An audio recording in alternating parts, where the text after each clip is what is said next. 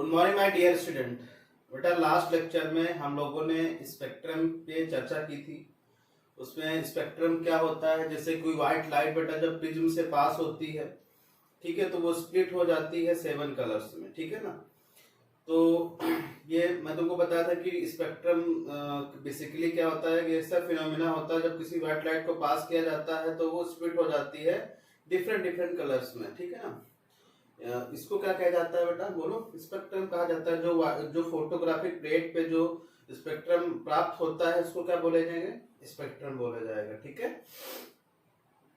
तो type of spectrum हमने सीखा था बेटा, क्या क्या टाइप से होते हैं।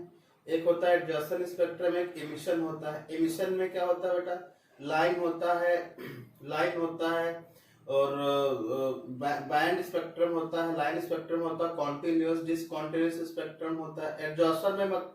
एडजॉर्सन स्पेक्ट्रम मतलब एक ऐसा स्पेक्ट्रम था जब किसी कंपाउंड से कोई व्हाइट लाइट पास होती है, अगर उसके बीच में कोई कलर का सॉल्यूशन रख दो तो वो क्या करता है, उसी कलर का सॉल्यूशन जो है उसी एक स्पेशल टाइप की लाइट को एब्जॉर्ब कर लेता है जिस कलर का वो सॉल्यूशन होता है। जैसे सोडियम था कि जब हम क्या करते बेटा, जब हम कोई व्हाइट लाइट पास करते थे, ठीक है, प्रिज्म से, और रास्ते में हमने क्या कर दिया था बेटा, सोडियम का सॉल्यूशन लिख दिया था, क्योंकि सोडियम क्या करती है बेटा, येलो कलर को इमिट करती है, तो ये येलो कलर का ही एब्जॉर्ब करेगी। बात समझ रहे हो। तो जो कलर जिस भी सिस्टम के पास होता है, जैसे कंपाउंड के पास ग्रीन कलर है तो ग्रीन कलर को ही एब्जॉर्ब करेगा, तभी तो उसके पास है ग्रीन कलर। अगर किसी के पास रेड कलर है तो वो रेड कलर को ही एब्जॉर्ब करेगा स्पेक्ट्रम के दौरान। तो आप समझ रहे हो ना। तो जिस कलर का जो जिसके अंदर जो प्रॉपर्टी होगी वो उसी प्रॉपर्टी का तो एब्जॉर्ब करेगी। तो बात समझ में आ गया था सबको, एक बार रीड कर लेना तो समझ में आ जाएगा। जो मैं समझाना चाह रहा था वो मैं हाइड्रोजन स्पेक्ट्रम को समझाना उससे चाह रहा था कि हाइड्रोजन स्पेक्ट्रम होता क्या है। जैसे व्हाइट लाइट आप पास करते थे तो इसमें हाइड्रोजन गैस को पास किया जाएगा, क्योंकि हम लोग बेटा क्या पढ़ रहे हैं, एटॉमिक स्ट्रक्चर पढ़ रहे हैं। तो एटॉमिक स्ट्रक्चर पढ़ रहे हो तो एटॉमिक स्ट्रक्चर में बेसिकली जो तुम्हारा मेन फोकस रहेगा वो कहाँ पे रहेगा, स्ट्रक्चर ऑफ एटम में रहेगा, नहीं बेटा, कि कैसे इलेक्ट्रॉन होते हैं, क्या प्रोटॉन होते हैं, कहाँ न्यूट्रॉन होते हैं, कहाँ न्यूक्लियस होता है, ये सब चीजों के बारे में, कहाँ इलेक्ट्रॉन रिवॉल्व कर रहे हैं, इस सब चीजें, ठीक है। तो ये बोर मॉडल चल रहा था। बोर मॉडल में हम बहुत सारी चीजें पढ़ चुके हैं, उनकी वेलोसिटी क्या होती है, इलेक्ट्रॉन की रेडियस क्या होती है। मैंने बोला था एनसीईआरटी लगाने स्टार्ट कर दो बेटा, तो आई थिंक मेरे हिसाब से आप लोगों ने स्टार्ट कर दिया होगा, ठीक है। ये चैप्टर थोड़ा बड़ा है क्योंकि ये मैं जो ऑफलाइन क्लासेस में भी ये 1.5 महीना चलता था बेटा, तो आप परेशान मत होना कि सर कितना भी पढ़ेंगे इसमें, ठीक है ना। अभी पढ़ते रहो, जब खत्म हो जाएगा तो आप ऑटोमेटिक आपको पता चल जाएगा कि खत्म हो गया, ठीक है। लेकिन एक एक पॉइंट क्लियर करते चलो, क्योंकि ये बेसिक जड़ है आपकी। अब जड़ आपको नहीं आएगा तो आपको केमिस्ट्री कोई सिखाने वाला नहीं है बेटा, याद रखना, ठीक है, कोई नहीं सिखा पाएगा आपको। तो मेरे हिसाब से आप बहुत ही तरीके से इसको पढ़िए, चैप्टर को पढ़िए, ठीक है बेटा। तो हाइड्रोजन स्पेक्ट्रम क्या होता है,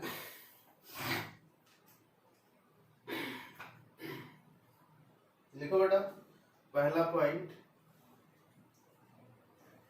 इन ए CRT cathode ray tube, in A CRT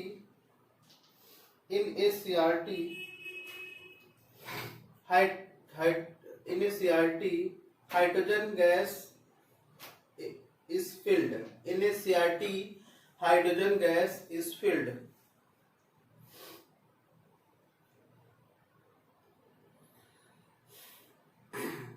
In a CRT, hydrogen gas is filled. मतलब आपको सीआरटी में क्या करना है बेटा, हाइड्रोजन गैस को फिल करना है, ठीक है। ये मान लो ये सीआरटी है। सीआरटी मतलब कैथोड रे ट्यूब, जिस टाइप की होती थी ना बेटा, याद है ना तुम लोग को। मतलब इसको वर्टिकल बनाया, इसे हॉरिजॉन्टल होती थी। यहाँ पे ये होता था, एनोड कैथोड होते थे बेटा, याद आ रहा कुछ। फिर इसको बैटरी से ज्वाइन कर दोगे।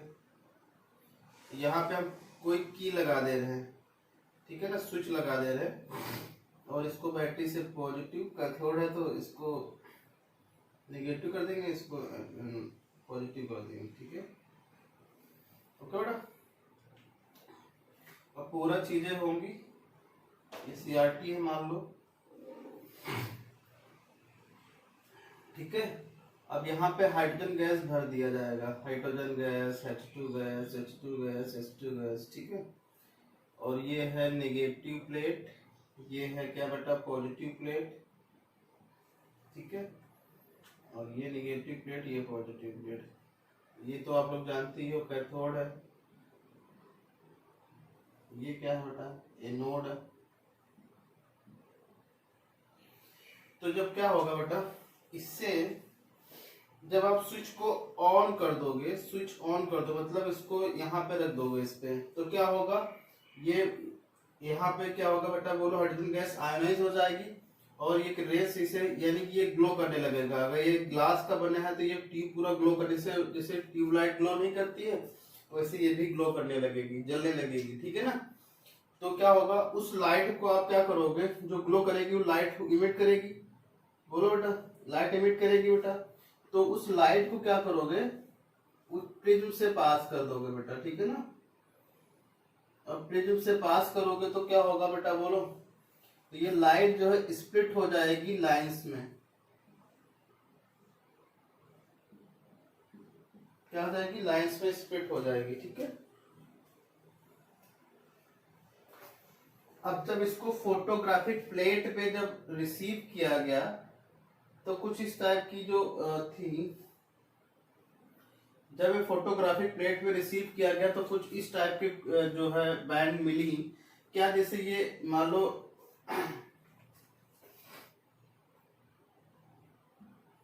लो कि बेटा ये 1 है, ये 2 रेज है, ये 3 रेज है, ये 4 रेज है, 5 हो गई है, ये 6 हो गई, ठीक है। मान लो 6 रेज मिली, लेकिन मान लो कि ये 6 रेज है बेटा, तो 6 रेज में एक बैंड टाइप की क्या मिली, स्पेक्ट्रम बैंड टाइप का मिला हर एक रेज, मतलब समझ रहे हो। जैसे मान लो ये 1 रेज है तो इसी में बैंड मिली, यानी इसमें बहुत सारी डिफरेंट डिफरेंट वेवलेंथ वाली दूसरी और मिली रेज, वेव्स, ठीक है बेटा, दूसरी और वेव्स मिली। सिमिलरली इसी में भी क्या हुआ, 1 2 3, तो बैंड टाइप की मिली, ये 1 हो गई, 2 रेज हो गई, 3 रेज हो गई, ये मान लो रेज है, ये भी रेज का नंबर है, ठीक है ना।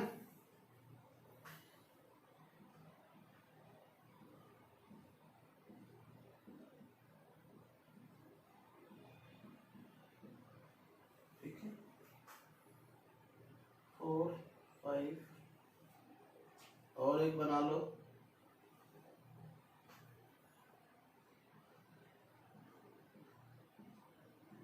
6 हो गई। तो इस समय देख लो बेटा, क्या तुमको दिख रहा है, क्या नजर आ रहा है, बोलिए, कि जब हम हाइड्रोजन गैस को पास करते हैं प्रिज्म में, ठीक है, तो क्या हो रही है, प्रिज्म से जो, मतलब अब आपने जो सीआरटी में क्या किया बेटा, हाइड्रोजन गैस भर दी और बाद में उसको बैटरी से कनेक्ट कर दिया, बैटरी का जब स्विच ऑन किया तो हाइड्रोजन गैस आयोनाइज हो गई और लाइट इमिट करने लगी। अब उस लाइट को हमने क्या किया, प्रिज्म से पास किया, ठीक है बेटा। तो प्रिज्म से पास करोगे तो क्या होगा, वो बहुत सारी डिफरेंट रेज में कन्वर्ट हो गई, ठीक है ना। मान लो कि 1 2 3 4 5 6 ऐसे इनफाइनाइट, ऐसे इसमें स्प्लिट हो गई। और जब देखा गया इन रेज को, तो वो बेसिकली रेज जो 1 थी वो डिफरेंट डिफरेंट और दूसरी रेज का एक बंडल थी, एक पैकेट थी, ठीक है ना। जैसे पहली रेज को जब स्टडी किया गया तो इस टाइप की रेज निकली, जब दूसरी रेज स्टडी किया गया तो इसमें बहुत सारी रेज निकली, इसमें भी बहुत सारी रेज निकली, इसमें भी बहुत सारी रेज निकली। तो इसको, इस पूरे फिनोमिना को क्या बोला गया, हाइड्रोजन स्पेक्ट्रम बोला गया, ठीक है ना। और इसको डिफरेंट डिफरेंट साइंटिस्टों ने क्या किया बेटा, इसको जो है स्टडी करना स्टार्ट किया, ठीक है ना। स्टडी की हाइड्रोजन स्पेक्ट्रम, ये डिफरेंट कलर, डिफरेंट रेज में क्यों स्प्लिट हो गई, क्या ऐसा रीजन है, क्या एटम के अंदर ऐसा हुआ होगा कि ये इस स्पेक्ट्रम स्प्लिट हो गई। मतलब बेसिकली क्योंकि ये एटम से तो निकल के आ रही है ना बेटा, बोलो, सोचो, एक मॉलिक्यूल है, हाइड्रोजन एक मॉलिक्यूल है बेटा, तो मॉलिक्यूल में क्योंकि मॉलिक्यूल एटम से मिलके बना है, तो वो एटम से मिलके जो बना है, जब आपने इसको जो ऑन किया होगा तो क्या हुआ होगा बताओ? तब इसमें से जो है ये स्प्लिट हो गए होंगे, हाइड्रोजन दोनों अलग हो गए, एक पॉजिटिव निगेटिव हो गया होगा, ठीक है। उसके बाद वो जो ये एनर्जी आ रही वो तो एटम के अंदर ही रहेगी ना। अब एनर्जी जब एटम के अंदर रहेगी तो इलेक्ट्रॉन जो हुए बेटा एक्साइट हुए होंगे, बात समझ रहे हो? वो अपनी हायर स्टेट से लोअर स्टेट में गए होंगे, फिर वापस आए होंगे। जब वापस आते हैं तो क्या करते हैं? इलेक्ट्रोमैग्नेटिक रेडिएशन इमिट करते हैं। तो बेसिकली ये रेडिएशन ही तो था, बोलो बेटा। अब वो रेडिएशन डिफरेंट दूसरे रेडिएशन से मिलके बना हुआ है, तो उस रेडिएशन को आप कैसे स्टडी करोगे? कैसे कैसे साइंटिस्टों ने दिमाग लगाया कि भाई ये रेडिएशन जो आ रहा है वो किन किन सिचुएशन में कैसे कैसे चीजों से मिलके बना है, कैसे क्यों हो रहा है ऐसा चीजें, ठीक है ना। तो इसके बारे में थोड़ा सा लिख लो बेटा।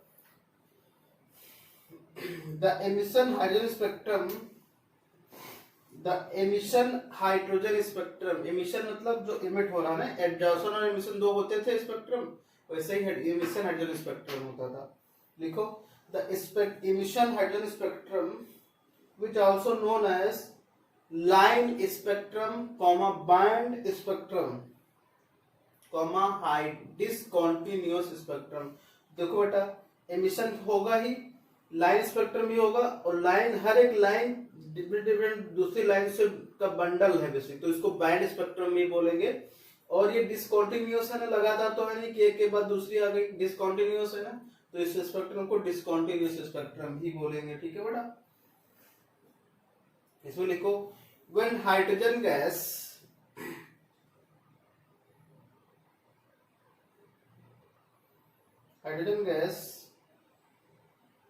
fill in a CRT, a light is emit from the CRT and this light is fall on the prism, ठीक है, fall on the prism. The prism split these light into different rays, and these rays receive on the photographic plates. Scientists observe that each of the rays made up of क्या बेटा? Different type of rays known as bundles of rays, ठीक है ना, और called hydrogen spectrum, ठीक है ना, okay बेटा, और कॉल्ड हाइड्रोजन स्पेक्ट्रम। तो देखो बेटा क्या हुआ कि ऐसा क्यों हुआ होगा, कैसे हुआ होगा, ये सब चीजें हम तुमको बताने जा रहे हैं, ध्यान से पढ़ना, ठीक है, और आराम से सब चीजें अंडरस्टैंड करना है कि ऐसा क्यों हो रहा है बेटा। जैसा कि मैंने बताया था कि ये एटम के अंदर हो रहा है, तो एटम के अंदर जो हो रहा है तो कैसे हो रहा है, क्यों हो रहा है? तो मान लो कि बेटा ये क्या है, ये न्यूक्लियस है, ओके बेटा, न्यूक्लियस है ये, प्रोटॉन और न्यूट्रॉन। जो ये पहली सेल है ये, तो हम बेटा अब इसको गोल ना बना रहे हैं, हम थोड़ा सा क्या बनाएंगे, स्ट्रेट बनाएंगे पहली सेल को ऐसे, ठीक है। फिर ये दूसरी सेल है, फिर ये तीसरी सेल है, फिर ये चौथी सेल है, फिर ये पांचवी सेल है, फिर ये छठी सेल है, फिर ये सातवीं सेल है, फिर ये आठवीं सेल है, फिर ये इनफाइनाइट सेल है। इनफाइनाइट मतलब जो सबसे दूर है। ये कौन सी हो गई बेटा? N1 हो गई, ये N2 हो गई, ये N3 हो गई, ये N4 हो गई, ये N5 हो गई, ये N6 हो गई, ये N7 हो गई, ये N8 हो गई, और ये क्या हो गया बेटा? N इनफाइनाइट हो गई, ठीक है। इनफाइनाइट तो सबसे दूर जो सेल है, लेकिन मैंने यहाँ पे जगह नहीं है बेटा, तो मैंने यहाँ पे ऐसे बना दिया है। तो आप लोग क्या करोगे, इसको दूर बनाओगे, ठीक है। तो क्या क्या सिचुएशन हुई होंगी, क्यों ऐसा हुआ होगा कि बंडल्स में जो रेज आई, मान लो कि जो इलेक्ट्रॉन जैसे यहाँ पे है, क्योंकि वो जब आपने क्या किया, हाइड्रोजन गैस को energy the in the form of electricity, तो उसमें क्या होगा बेटा, ये जंप किया होगा, बोलो यहाँ से जंप, अब यहाँ से जब इलेक्ट्रॉन जंप करेगा तो किन किन सिचुएशन में जंप कर सकता है, यहाँ पे आ सकता है, यहाँ पे आ सकता है, यहाँ पे आ सकता है, यहाँ पे आ सकता है, यहाँ पे आ सकता है, यहाँ पे आ सकता है, यहाँ पे आ सकता है, यहाँ पे आ सकता है, और इनफाइनाइट पे भी जा सकता है। जब ये तो एब्जॉर्ब हो गया, लेकिन जैसा कि तुमको स्पेक्ट्रम इमिशन वाला मिला है, तो यानी कि क्या हुआ होगा, इलेक्ट्रॉन अपने ग्राउंड स्टेट में आया होगा, कहाँ कहाँ से आ सकता है, ऊपर से आ सकता है, सबसे जो इनफाइनाइट स्टेट से आ सकता है, दूसरे से आ सकता है, तीसरे से आ सकता है, चौथे से आ सकता है, पांचवे से आ सकता है, छठे से आ सकता है, ऐसे, ठीक है बेटा, ऐसे आ सकता है। तो ये देखो बेटा, ये डिफरेंट लाइन ऑफ स्पेक्ट्रम मिली कि नहीं मिली, और ये रेस तो जैसे कि मालूम हुई होगी, जो स्पेक्ट्रम में मिली होगी वो कैसी मिली होगी, U1 टाइप की मिली होगी कि नहीं होगी, बोलो बेटा। ये जो स्पेक्ट्रम इस फोटोग्राफिक प्लेट पे जो मिली होगी रेस, तो ये बिल्कुल ये कॉम्बिनेशन मिली होगी कि नहीं, एक दिख रही होगी, लेकिन जब इसको हम माइक्रोस्कोपिक लेवल से जब देखेंगे तो इसमें देखा गया क्या बेटा, कि ये बहुत सारी रेस का एक बंडल है, ठीक है। और जिस साइंटिस्ट ने इसको डिस्कवर किया था उसका नाम था लाइमन सीरीज, इसको क्या बोला गया, लाइमन।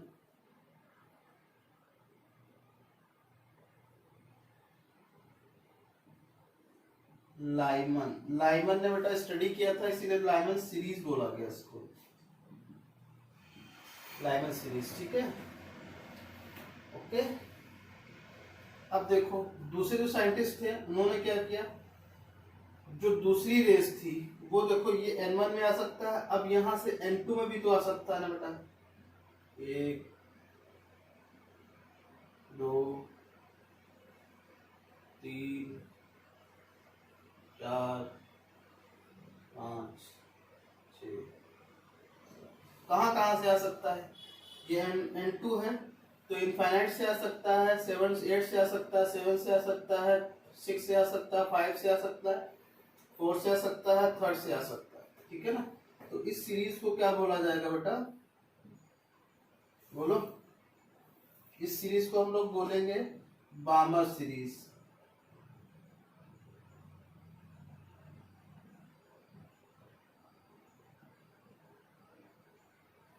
ठीक है, बामर।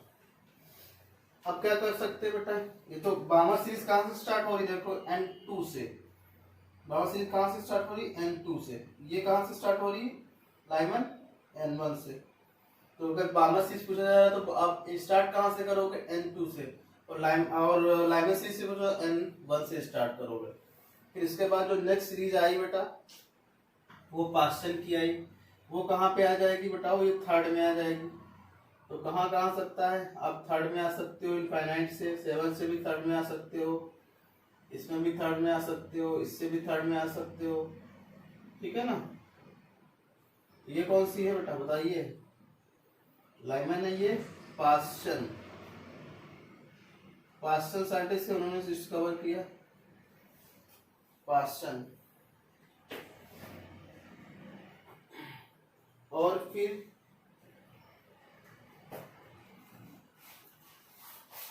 इसके बाद कहाँ कहाँ से आ सकती है, लाइमन हो गया, लाइमन जो पास्टन स्टार्ट कहाँ से हो रही बेटा, 3rd से स्टार्ट हो रही। फिर अब कहाँ से आ जाओ, 4 पे आ जाओ। सिमिलरली सारा प्रोसेस वही है बट नाम अलग अलग हो जाएंगे। इसका नाम हो जाएगा बेटा, पास्टन के बाद आ जाएंगे ब्रैकेट,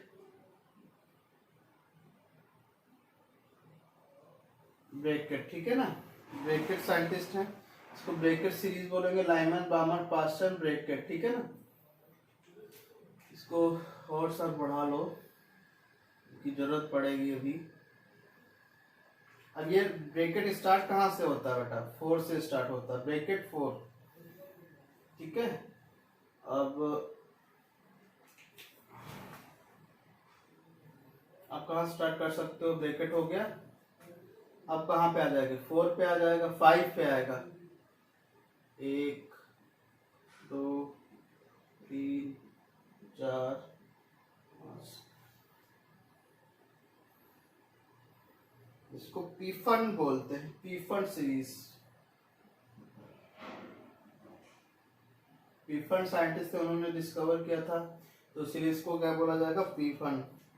और जो लास्ट बची है बेटा वो N6 से स्टार्ट होगी, 1 2 3, इसको बोलेंगे हम्फ्री।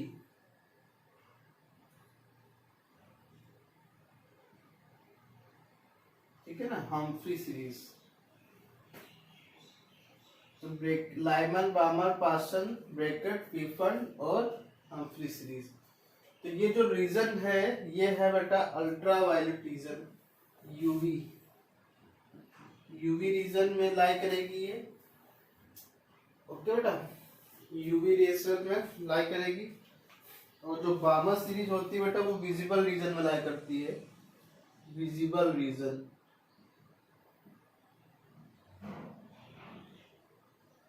सॉरी,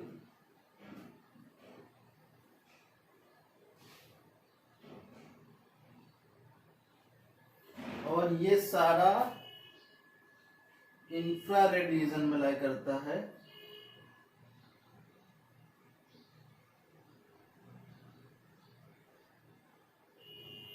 ठीक है, इंफ्रारेड रीजन। ओके बेटा, तो आपको ध्यान से देखना, चीजें पढ़नी है, इंफ्रारेड रीजन क्या होता है। तो जैसे मैं तुमसे बोलूं बेटा कि partial series, find out the wavelength of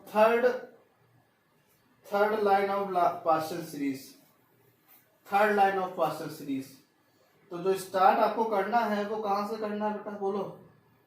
N1 से स्टार्ट करोगे, यानी कि N1 जो मान होगा वो 3 होगा, और थर्ड पूछ रहा तो कहाँ पे होगा बताओ, कहाँ से आना चाहिए। 1 हो गई, 2 हो गई, 3 हो गई, यहाँ पे कहाँ पे आएगा बताओ बेटा, थर्ड सीरीज और प्राइमरी सीरीज। थर्ड पूछ रहा तो आपको क्या करना है, N2 का मान कितना रखना है बेटा,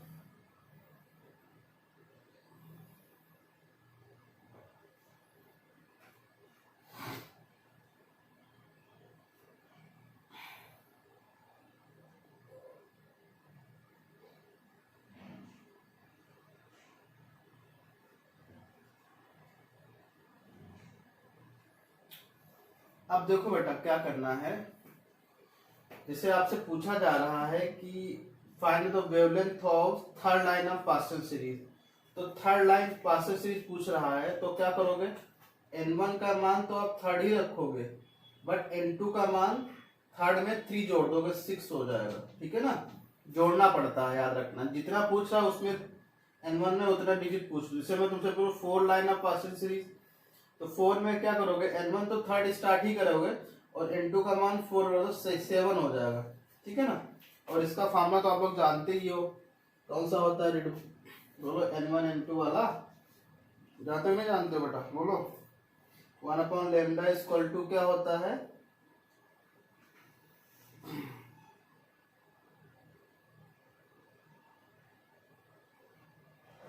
थर्टीन 0.6/hc 1/n1 का स्क्वायर माइनस 1/n2 का स्क्वायर और into Z square electron volt. ये होता था कि नहीं होता था बेटा, बोलो।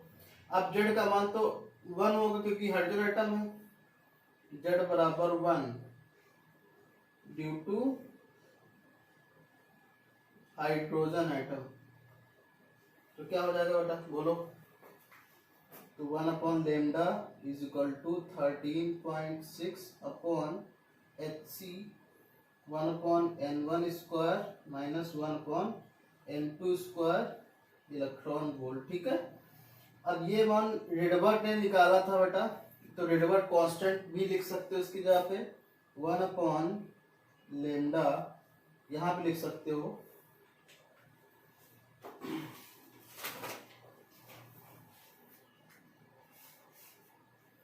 यहाँ पे लिख सकते हो 1/λ इक्वल टू 1.1 इंटू 10⁻⁷। मामला पूरा वही लगा दोगे, कौन सा, ये वाला 1/n1 square minus 1/n2 square electron volt. ठीक है बेटा, इलेक्ट्रॉन वोल्ट नहीं लिखोगे, ये लिखोगे मीटर इनवर्स, ये मीटर इनवर्स आएगा। और ये जो मान आया बेटा वो किसके बराबर है बोलो? 1.1 की पावर 7 ये रिडबर्ग ने निकाला था, तो इसीलिए इसको बोला जाता है RH। ठीक है, रिडबर्ग कांस्टेंट बोला जाता है। ठीक है बेटा, तो अगर RH भी लिखा तो आप कंफ्यूज मत होना कि RH क्यों लिखा हुआ है। ठीक है, तो RH देख के कंफ्यूज मत हो जाना। ठीक है बेटा,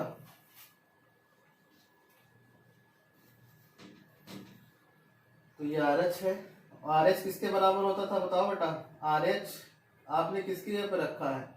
13.6/HC। तो ये भी लिख सकते हो। जब RH से मान पूछा जाएगा तो आप स्पीड, H यहाँ पे क्या है? प्लांक कांस्टेंट, ये तो स्पीड ऑफ लाइट है, ये तो आप लोग सब लोग जानते ही हो। ठीक है,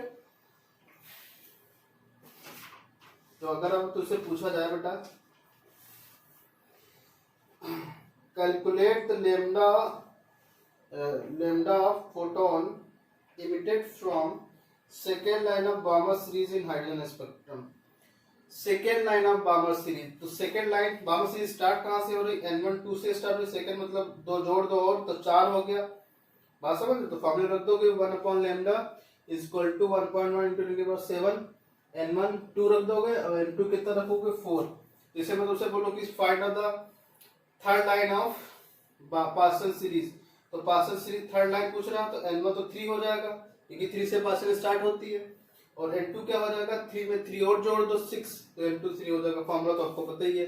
अब इसमें एनर्जी भी पूछ सकता है, तो एनर्जी जिसे लेमडा निकाल लोगे, लेमडा निकालने के बाद एनर्जी क्या फॉर्मूला होता है? HC/λ होता है ना बेटा, लेमडा यहाँ से निकल आएगा।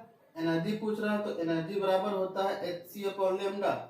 तो जहाँ पे आपको ये पता है, ये पता है, ये पता, सारी चीजें पता है, एनर्जी भी निकल आएगी। ठीक है बेटा, तो इस पे क्वेश्चन हम लोग कल देखेंगे।